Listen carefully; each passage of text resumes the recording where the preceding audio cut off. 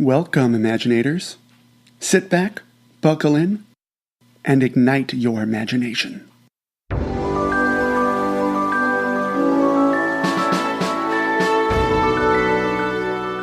This is the Imaginate series, Season 1, The Man with the Red Umbrella. I'm Joey Mascio, the author and creator of Imaginate, and this is the final episode of the season. The resolution, the denouement, the wrap-up. Season 2 is scheduled to drop sometime in 2019. If you'd like to stay in the know, then please sign up for our mailing list at imaginateseries.com. Thank you to everyone who listened to Season 1. If you enjoy the season, share it with your friends. All 15 episodes are on iTunes and are ready for your friends and family to binge listen. Here's a recap of the last episode, Kaboom.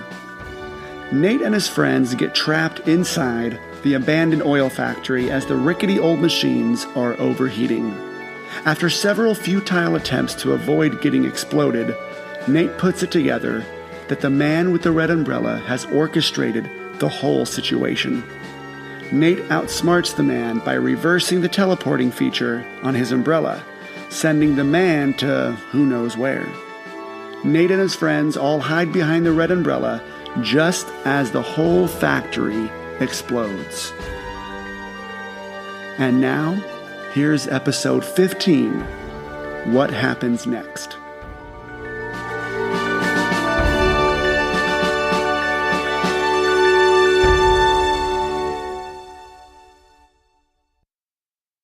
Silence. Deafening silence was all Nate could hear. A slight cool breeze cut through the dense heat around him. Smoke and the scent of burnt oil filled his nose. A layer of ash and dust grit between his teeth. He couldn't see anything. That's because his eyes were closed tight. When he finally opened them, he counted. 1, 2, 3. 3 friends still alive. Alex was coughing from the looks of it, though Nate couldn't hear it. Thomas wiped his face, creating black streaks across his cheeks. Claire brushed her tangled hair out of her eyes. Nate lowered the umbrella. In front of him was the slain remains of the machinery. Pieces and parts littered the room. A small fire was here. A slightly larger fire was there. The glass that was once in the tall windows now covered the front parking lot.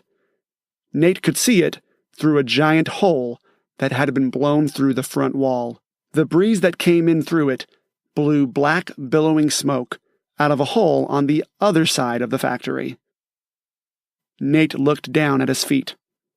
The place they stood was untouched. Just on either side of the umbrella, the floor was charred and covered in machine parts. A faint ringing started in Nate's ears. He began to hear Alex coughing, though it sounded like he was 4 playgrounds away. I think a bulb is stuck in my throat. Everyone all right? I'm good. Other than feeling like I was just inside of an explosion. Thomas surveyed the scene. How did that umbrella not shred into pieces? That's the way he made it.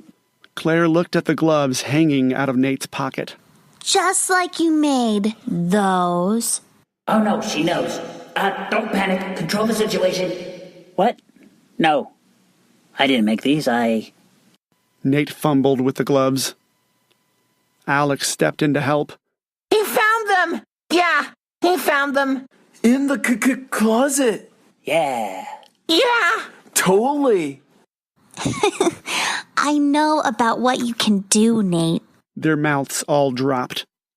Nate turned to the other 2. Alex held his hands up.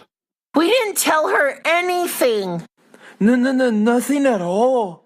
Claire raised an eyebrow at them. I overheard.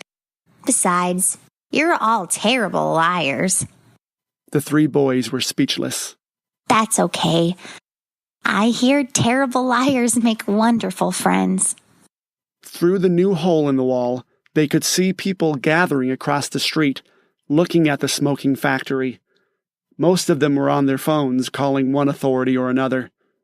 We should probably get out of here. Are we still on for shakes at your place, Claire? You bet.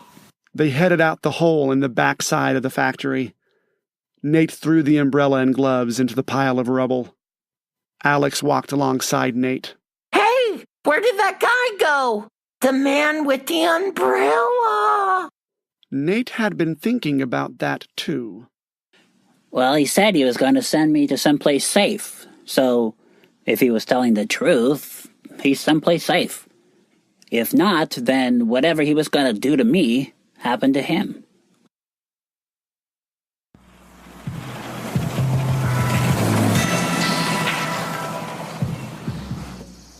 The ninjas crept up on the unsuspecting house on Cashew Avenue.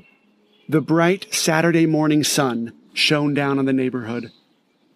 But that didn't stop the ninjas going from shadow to shadow, undetected.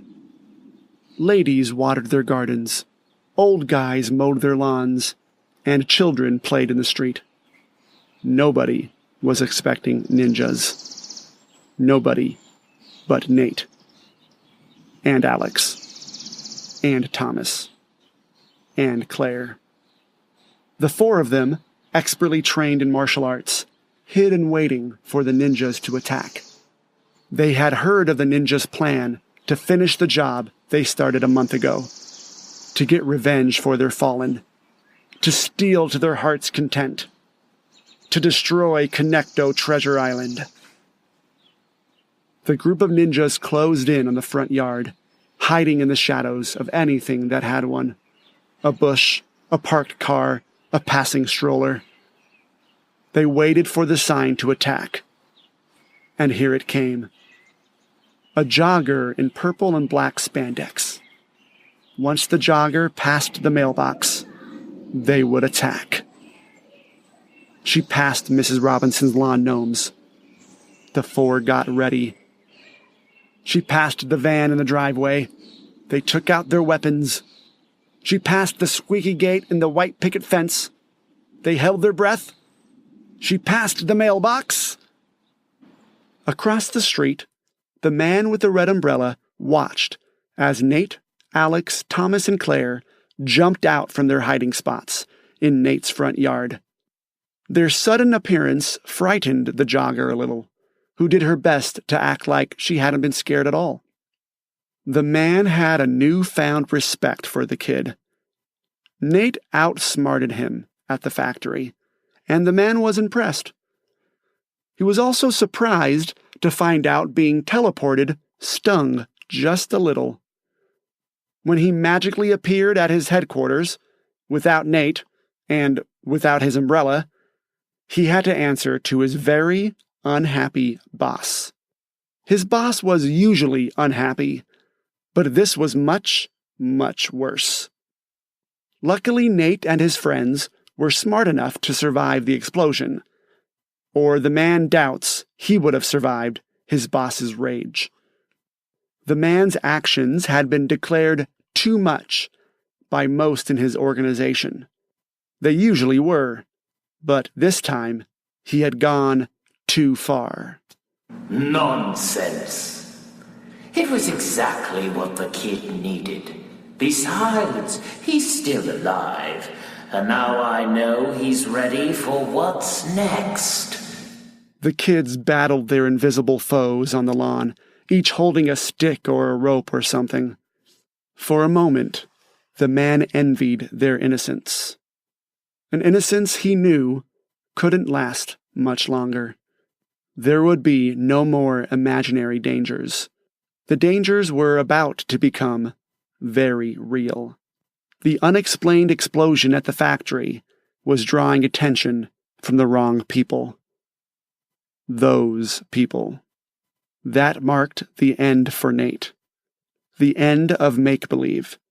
The end of playtime. The end of pretend. His boss had sent a team of operatives to investigate to see how much those people knew.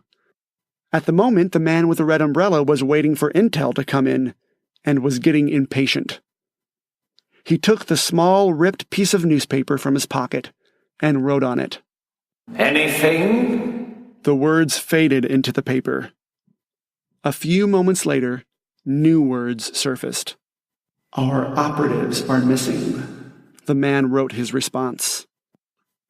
The ink sank into the paper and traveled through the air to its recipient. At least, that's what the man always assumed happened. This method of communication was supposed to be more secure than any modern technology. He just thought it was silly and somewhat archaic. But it wasn't his imagination. It was his boss's. At the other end of the communication, the words the man wrote appeared in front of his boss's eyes, in the corner of a newspaper, right next to the crossword puzzle. What do you think? Grumps looked up from his crossword and out the living room window at Nate and his friends playing in the front yard. He watched them carefully. Nate caught his eye through the window and waved. Grumps waved back at his grandson without a smile. Then, with solidarity, he wrote his response. They're coming for him.